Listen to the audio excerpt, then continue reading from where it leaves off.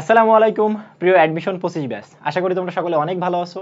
তোমাদের অনেকের ভিতর থেকে একই প্রশ্ন আসছে, দেখো যে ভার্সিটি অ্যাডমিশনে কোন কোন বই পড়বো। আবার যারা ইঞ্জিনিয়ারিং কোচিং করতে চাইছো তারাও একই প্রশ্ন করছো যে ভাইয়া ইঞ্জিনিয়ারিংয়ের জন্য কোন কোন বই পড়লে ভালো হয় এবং কোন সময়ে কোন বই পড়বো। আর একজন এভাবে প্রশ্ন করছে যে ভাইয়া কোন বইটি পড়লে ইজিলি চান্স পাবো।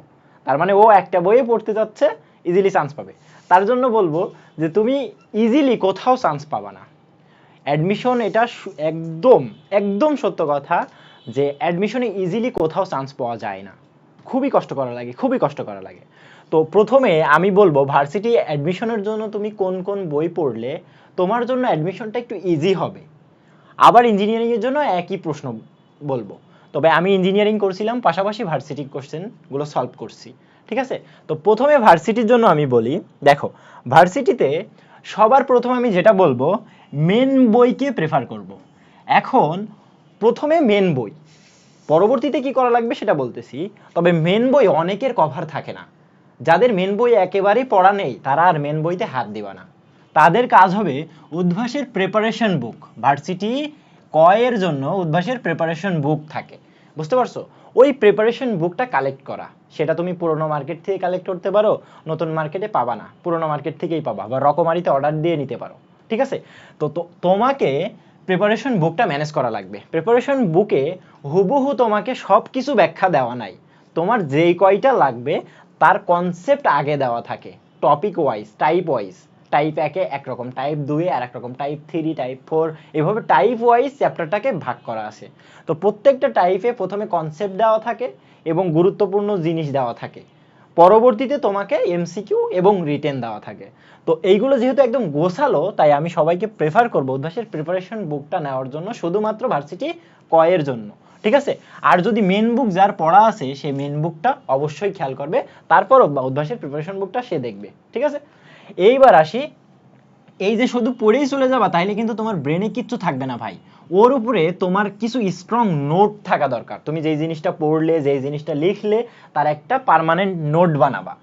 সেটা বড় খাতা হোক, ছোট খাতা হোক, যেগুলো তুমি ক্যারি করতে পারবে এক জায়গায় থেকে আরেক জায়গায়, যেন তোমার বিভিন্ন ইউনিভার্সিটি পরীক্ষা দিতে যে ওই বইগুলো বেঁধে নেওয়া না লাগে, বোঝা গেল? তাহলে তুমি ওর একটা স্ট্রং নোট বানাবা। এবার ওই নোট বানানো হইলে এইবার দেখো ভার্সিটি ক কোশ্চেন ব্যাংক, এটা তোমাকে মাস্ট সলভ করার লাগবে।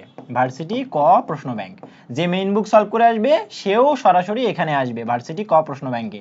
উদ্ভাস প্রিপারেশন বুক সলভ করে এসেও ভার্সিটি ক কোশ্চেন মানে ক প্রশ্ন ব্যাংকটা সলভ করতে হবে। তো এই জায়গায় এটা একটা হিউজ হিউজ মোটা একটা বই, প্রথমে দেখে তুমি ভয় পাইতে পারো, কিন্তু এটা তোমাকে মাস্ট শেষ করা লাগবে। মিনিমাম তো ভাই তোমাকে এটা 2 বার শেষ করা লাগবেই, ভার্সিটি ক প্রশ্ন ব্যাংকটা। তো এই প্রশ্ন ব্যাংক সলভ করতে গেলে তুমি কি করবা, কিভাবে সলভ করবা? যে ভাই প্রিপারেশন বুক পুরোটা শেষ করে এসে পরে কি ভার্সিটি ক প্রশ্ন ব্যাংক ধরবো? না, এটা করা যাবে না। তুমি ভার্সিটি ক প্রশ্ন ব্যাংকে ধরো ফিজিক্সে ভেক্টর শেষ করলে, তাহলে ওই ভেক্টর তোমার কনসেপ্ট শেষ এবং কিছু ম্যাথ করে আসছো, সেটাই তুমি আবার ভার্সিটি কতে শেষ করো। এবার ওখানে তুমি নিউটনিয়ান বলবিদ্যা পড়ে আসছো, নিউটনিয়ান বলবিদ্যা প্রিপারেশন ব্যাংকে পড়া হয়ে গেলেই তুমি আবার কি করবা, কোশ্চেন ব্যাংকে চলে আসবা, ভার্সিটি ক প্রশ্ন ব্যাংকে এসে ওই অধ্যায় শেষ করবা। তার মানে অধ্যায় ভিত্তিক শেষ করবা। প্রিপারেশন বুকের একটা চ্যাপ্টার শেষ হলে সেটাই আবার তোমার ভার্সিটি কতে চলে আসবা, ঠিক আছে। এইবার এইভাবে যখন পুরো প্রিপারেশন বুক এবং তোমার ভার্সিটি ক প্রশ্ন ব্যাংক সলভ হয়ে যাবে, তখন তুমি শুরু করবা ঢাকা মানে ঢাবি ক এর প্রশ্ন ব্যাংক, জাবি ক এর প্রশ্ন ব্যাংক। আবার তোমার রাজশাহী ইউনিভার্সিটি এটা হচ্ছে সি ইউনিট বানাই দিছে বিজ্ঞান বিভাগকে, ওরাই একমাত্র যারা সি ইউনিটকে দিছে, বুঝছো? বাদ বাকি সব ইউনিভার্সিটি আমরা ক, ওরাই শুধু সি দিছে, বোঝা গেল? তো আমি মনে করি রাজশাহী ইউনিভার্সিটি শুধুমাত্র আর্টসের জন্য, আর্টসকে ওরা এই ইউনিটে রাখছে, তো ওটা প্যারা না।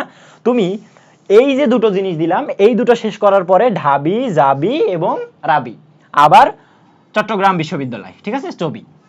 তো এইগুলোর কোশ্চেন ব্যাংক সলভ করা লাগবে। এই হচ্ছে তোমার প্রথম প্যাকেজ, এই হচ্ছে তোমার প্রথম প্যাকেজ। এই প্যাকেজগুলো হচ্ছে প্রথম রাউন্ডে যাবে, পরবর্তীতে এদের রেজাল্ট হওয়ার পরে 3 মাস পরে তোমার এই যে জিএসটি কোশ্চেন ব্যাংক এবং এগ্রি, এটা 3 মাস পরে, মানে ওদের থেকে মিনিমাম 2.5 মাস কি 3 মাসের গ্যাপ থাকে এদের পরীক্ষার ভিতরে। জানি না এবার কি করবে, তবে জেনুইনলি এটা থাকে। তো দেখো যখন এদের ভিতরেও যাদের একটু দুর্ভাগ্য থাকবে, তারা এদের ভিতরে একটারও চান্স হবে না, হইলেও সিরিয়াল অনেক শেষে, আসবে না এমন একটা সম্ভাবনা থাকে, তখন তাদের জন্য থাকবে কি তোমার জিএসটি কোশ্চেন ব্যাংক সলভ করা এবং অ্যাগ্রি কোশ্চেন ব্যাংক সলভ করা। বোঝা গেল? তার আগে তোমরা এটা সলভ করবা না, এটা আগেই সলভ করবা না। তোমাদের জন্য প্রথম প্যাকেজ থাকবে উদ্ভাসের প্রিপারেশন বুক সলভ করা, ভার্সিটি ক প্রশ্ন ব্যাংক সলভ করা এবং পরবর্তীতে ঢাবি, জাবি, রাবি, চবি। বোঝা গেল? এইগুলো তোমার সলভ করে প্রথম অ্যাডমিশনের যে ধাপটা থাকে সেটা কমপ্লিট হয়ে যাবে। এরপরে যখন রেজাল্ট মেজাল্ট দিয়ে কারোর কোথাও চান্স হচ্ছে না, মানে তোমাদের ভিতরে কিছু জনের চান্স হবে, কিছু জনের হবে না, ওই যাদের হবে না তাদের জন্য পরবর্তীতে জিএসটি প্রশ্ন ব্যাংক এবং অ্যাগ্রি কোশ্চেন ব্যাংক এটা সলভ করা লাগবে। আর যদি এখানে হয়ে যায় তো এটা তো বাদই, কেউ দেবেই না পরীক্ষা। কারণ এত পরিমাণ পেন লাগে পড়াশোনা, যে এত পরিমাণ পড়াশোনা করছে আর করতে ভালো লাগে না, সো জিএসটিতে যায় না। আমার ঢাবি হওয়ার পর আমি আর কোথাও দেই নাই। ঠিক এমনই সবাই করে, জাবি রাবিতে চান্স পাওয়ার পরও তারা যদি সিরিয়াল পেছনে থাকে তো জিএসটিতে দেয়। তবে অনেকেই সাস্টের জন্য জিএসটিতে দিত, বাট সাস্ট যেহেতু এখন নাই, সো জিএসটিতে খুবই কম সংখ্যক দিবে। যারা এখান থেকে পিছলে আসবে শুধু তারাই দিবে। তাহলে বোঝা গেল, তোমার যদি মেইন বুক প্রশ্ন না পড়া, মানে মেইন বুক তোমার যদি সত্যিই ভালোভাবে পড়া না থাকে, তাহলে তুমি উদ্ভাসের প্রিপারেশন বুকটা ম্যানেজ করো। ওখানে টাইপ ওয়াইজ অনেক সুন্দরভাবে দেওয়া আছে। এমন না যে উদ্ভাসের প্রিপারেশন বুক নিতে গেলে তোমাকে উদ্ভাসেই ভর্তি হওয়া লাগবে। তুমি যে কোনো জায়গা থেকে উদ্ভাসের বই ম্যানেজ করতে পারো, অনলাইন থেকে ম্যানেজ করতে পারো, পিডিএফ ম্যানেজ করতে পারো, বা পিডিএফটা নিয়ে তুমি বের করে নাও, সফট কপি বের করে নাও, তাও পারো। অথবা তুমি পুরোনো মার্কেট থেকে নিতে পারো, বা তোমার যে সিনিয়র ভাই আছে তার থেকে চেয়ে নিতে পারো, তবে ওটা ম্যানেজ করো ভার্সিটির জন্য প্রিপারেশন বুক। ঠিক আছে? এইবার ওর একটা, তুমি যা যা পড়ছো তার একটা স্ট্রং নোট বানাই ফেলো তুমি নিজে, ওকে? এবং তুমি যেই বিষয়টা বুঝতে পারছো না ওটা আবার অনলাইনে সার্চ দাও, ওই টপিক ধরেই সার্চ দাও, দেখবা অনেক ভিডিও চলে আসবে। ঠিক আছে? এরপরে ভার্সিটি ক প্রশ্ন ব্যাংক সলভ করবা, ওটা তো যেভাবে বললাম। তারপর ঢাবি ছবি, তারপর প্রথম প্যাকেজ শেষ হওয়ার পরে তুমি যদি দুর্ভাগা হও তাহলে তো তোমার কিছু করার নাই, তখন তোমার জিএসটি এবং অ্যাগ্রি সলভ করা লাগবে। এটা হচ্ছে ভার্সিটি স্টুডেন্টের জন্য ছিল, যারা ঢাবিকে মেন টার্গেটে নিয়ে আগাচ্ছ তাদের জন্য। এখন যারা বলছিল যে ভাই ইঞ্জিনিয়ারিং এ কি কি পড়বো, ইঞ্জিনিয়ারিং এর জন্য সেম বিষয়। ইঞ্জিনিয়ারিং যারা কোচিং করতে চাচ্ছ এদের ধরে নেওয়া হয় এদের মেন বুক পুরোটা কভার আছে, নাইরে ইঞ্জিনিয়ারিং আগাইতে পারবে না। ঠিক আছে? সো এদের মেন বুক তো কভার থাকবে, এটা মাস্ট। তাদের মেন বুক কভার আছে, এটা হচ্ছে মাস্ট, এটা ধরে নেওয়া হয় যে মেন বুক তাদের মাস্ট কভার আছে। সো এটা নিয়ে প্যারা নাই। এইবার ওদের উদ্ভাসের কনসেপ্ট বুক থাকে, ইঞ্জিনিয়ারিং কনসেপ্ট বুক, সেখানে হিউজ তথ্য দেওয়া থাকে। বইয়ে মনে করো যেটা আছে তার থেকেও এক্সট্রা তথ্য তোমার হচ্ছে কনসেপ্ট বুকে দেওয়া থাকে। মনে করো যে বিভিন্ন বই ঘেটে ঘেটে উদ্ভাস এটা ম্যানেজ করছে, তো তার জন্য কনসেপ্ট বুকটা মাস্ট একটু দেখা লাগবে। কনসেপ্ট বুক দেখা হলে তোমার যে নোটটা করা লাগবে সেটা অবশ্যই তুমি নিজে করবা, ওকে? যেন তুমি নিজে এক চোখ দেখলেই পুরো একটা চ্যাপ্টার তুমি 20 মিনিটে শেষ করতে পারো, ওকে? এইবার দেখো, তোমাদের ইঞ্জিনিয়ারিং গুচ্ছ প্রশ্ন ব্যাংক ছিল, হয়তো বা এবার সব আলাদা আলাদা করে পরীক্ষা হচ্ছে, তারপরও ওইটা ম্যানেজ করার চেষ্টা করবা। ওইটা যদি ম্যানেজ করতে পারো তাহলে একই সাথে তোমার কুয়েট, চুয়েট, রুয়েট হয়ে যাবে। এইবার যদি তুমি ওটা ম্যানেজ না করতে পারো, তোমাকে কিন্তু আলাদাভাবে কুয়েটের জন্য, রুয়েটের জন্য, তারপরে আবার চুয়েটের জন্য, এইগুলো সব তোমাকে আবার আলাদা আলাদা করে পড়া লাগবে। তো প্রথমে আমি বলবো আলাদাভাবে পড়ো না, তুমি বিরক্ত ফিল করবা, বুঝছো? বিরক্তি চলে আসবে তোমার ভিতরে। তুমি চেষ্টা করো ইঞ্জিনিয়ারিং গুচ্ছ প্রশ্ন ব্যাংকটা আগে কভার করে নেওয়া। ঠিক আছে? এইটা কভার হইলেই তুমি ওই যে এর ভিতরে তোমার 70%, এর ভিতরে তোমার 70 থেকে 80% পুরোটা, মানে এই তিনটা ইঞ্জিনিয়ারিং ইউনিভার্সিটির জন্যই তোমার হচ্ছে কভার হয়ে যাবে। এবার কি করবা, এর সাথে তুমি বুয়েটের রিটেন সলভ করার দরকার নেই, শুধুমাত্র প্রিলিমিনারিতে যেগুলো আসে এমসিকিউ গুলো সলভ করবা। ঠিক আছে? ওকে। এরপরে যেগুলো হয়ে যাবে তখন তুমি এবার কুয়েটের জন্য যে সব আলাদা আলাদা তুমি যেখানে টার্গেট নিয়ে যাচ্ছ সেইগুলো একবার করে দেখবা, দেখবা যে তুমি ওই গুচ্ছের প্রশ্ন ব্যাংকের ভিতরে যা যা পড়ছো ওখানে হুবহু আছে। সো যখন তুমি ফিল করাইতে পারবা যে না আমার তো সবই হচ্ছে, তখন দেখবা এই তিনটা প্রশ্ন ব্যাংকে আলাদা আলাদা করে একদম ইজি হয়ে যাচ্ছে। সো প্যারা নিবা না। ঠিক আছে? এইবার বুয়েটে প্রিলিমিনারিতে টিকলে ভাই আমি তখন রিটেনটা কই থেকে করব? রিটেনের জন্য আমি যেটা বলবো যে তোমার হচ্ছে এই যে ইঞ্জিনিয়ারিং যে কনসেপ্ট বুক ছিল সেটা তো তুমি কভার করছো, তবে ম্যাথের ক্ষেত্রে একটু সমস্যা হয়। ম্যাথে ইঞ্জিনিয়ারিং এর জন্য মেন বইয়ের প্রশ্ন ব্যাংক, মেন বইয়ের যে প্রশ্নটা থাকে, মেন বইয়ের যে শেষে যে অনুশীলনী প্রশ্ন থাকে সেগুলো সলভ করা লাগে সব কটা। এবার অনেকেই বলে যে কোন বই থেকে সলভ করব, কিভাবে সলভ করব? ঠিক আছে? তো অনেকেই বলে কেতাব স্যারের বই না পড়লে ইঞ্জিনিয়ারিং এ চান্স পায় না, বিষয়টা এমন না। তুমি যে কোনো একটা মেন বুক নিতে পারো, কেতাব স্যারের বই পড়লে তো আরও ভালো হয়। তারপর অসীম কুমার সার বইটাও খারাপ না, আবার রূপান্তরী প্রকাশনের যে ম্যাথগুলো আছে সেটাও আরও জোস। বোঝা গেল? তুমি কারোর কথায় কান দিবা না যে অমুক বই না পড়লে অমুক জায়গায় চান্স পাবা না, এটা ভুয়া কথা, টানা ভুয়া কথা। বোঝা গেল? তবে আমি যেটা বলবো, ম্যাথের জন্য মেন বুক তোমার হচ্ছে মাস্ট লাগবে। এখন কোন বই, কোন মেন বইটা তুমি পড়বা? তুমি যেটা একাডেমিকে পড়ছো, তোমার নিজে একাডেমিকে যেটা করা আছে ওই অনুশীলনীর প্রশ্নগুলো পড়ো, ঠিক আছে? তাইলেই ইনাফ। এইবার এই মেন বুকের জন্য একটা জিনিস মনে পড়লো, যারা হচ্ছে ঢাবিকে টার্গেট নিয়ে, ঢাবির জন্য তো রিটেন থাকে, ঢাবির রিটেনে ম্যাথের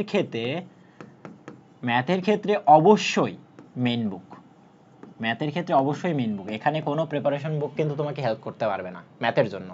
ফিজিক্স এবং কেমিস্ট্রি তোমাকে এটা হেল্প করবে, এটা হচ্ছে ফিজিক্স আর কেমিস্ট্রি, ফিজিক্স আর কেমিস্ট্রি তোমাকে এখানে হেল্প করবে প্রিপারেশন বুকে। বাট ম্যাথের জন্য মেন বই তোমাকে লাগবে। কোন বই পড়বা তুমি? তোমার ইচ্ছা, তুমি একাডেমিকে যেই বইটা পড়ছো সেই বইটা তুমি অবশ্যই পড়বা। বোঝা গেল? তাহলে দেখবা হুবহু ম্যাথে যে 4টা প্রশ্ন থাকে, তুমি 4টার ভিতরে 3টা অবশ্যই তুমি বই থেকেই পাবা, এটা কনফার্ম। বোঝা গেল? তাহলে ইঞ্জিনিয়ারিং এর বাচ্চাদের এই যে যেই জিনিসটা থাকে, ম্যাথের ক্ষেত্রে তুমি যতই ইঞ্জিনিয়ারিং কনসেপ্ট বুক পড়ো বা অন্য বই পড়ো, ম্যাথে কিন্তু কমন পাবা না। তোমার জন্য ফিজিক্স এবং কেমিস্ট্রি পারফেক্ট আছে, কিন্তু ম্যাথ তোমাকে মেন বই থেকে পড়া লাগবে। আর যেই প্রসেসগুলো বললাম, তোমাদের তো মেন বই মাস্ট পড়াই আছে, নাহলে তুমি ইঞ্জিনিয়ারিং আসবে না, ভার্সিটি চলে যাও, এখনো সময় আছে। তারপরে হচ্ছে তোমার উদ্ভাসের কনসেপ্ট বুক, এটা তোমার এক্সট্রা থাকে, সো ওটা কভার করলে তোমার আরও নলেজ গেইন হবে। পরবর্তীতে ওর ভিত্তিতে তুমি স্ট্রং নোট তৈরি করবা এবং ইঞ্জিনিয়ারিং ঘুষত প্রশ্ন ব্যাংক সলভ করলে এই 3টা ইঞ্জিনিয়ারিং ইউনিভার্সিটি তোমার কভার হয়ে যায়। পরবর্তীতে তুমি বইয়ের প্রিলিমিনারি ওটা সেট করে রাখবা তোমার নিজের ভিতরে, তোমার ওটা কভার থাকবে প্রসেস অনুযায়ী। এবার আবার চলে যাবা ওই যে পার্সোনাল প্রশ্ন ব্যাংকে, কোয়েট রুয়েট চুয়েটে, যেই জায়গায় পরীক্ষা দিতে যাবা ওইগুলা। এবার বইয়ের রিটেন কখন করবা? প্রিলিমিনারি শেষ হওয়ার পরে এইগুলো করে নিবা। এইগুলো করলে বইটার এইগুলোর মার্ক থাকে অনেক বেশি করে, 2.5 মার্ক করে থাকে, বুঝতে পারছো? না, একটা প্রশ্নে 4 মার্ক করে থাকে মেবি। তো দেখো, ওই 4 মার্কের ভিত্তিতে তোমার টাইম লাগে প্রায় 5 থেকে 6 মিনিট করে। তো ওইগুলো যখন করবা, বুয়েটের রিটেনের কিছুটা আস করতে পারবা। সো যখন পরবর্তীতে বুয়েট রিটেন করবা, তখন দেখবা ইজিলি পারছো। বোঝা গেল? তাহলে এইভাবে তুমি ভার্সিটি এবং ইঞ্জিনিয়ারিংটা গোছাই নিতে পারো। আর কোনো যদি প্রশ্ন থাকে তাহলে অবশ্যই কমেন্টে জানাবা। আজকের ভিডিওটা এই পর্যন্ত। আসসালামু আলাইকুম।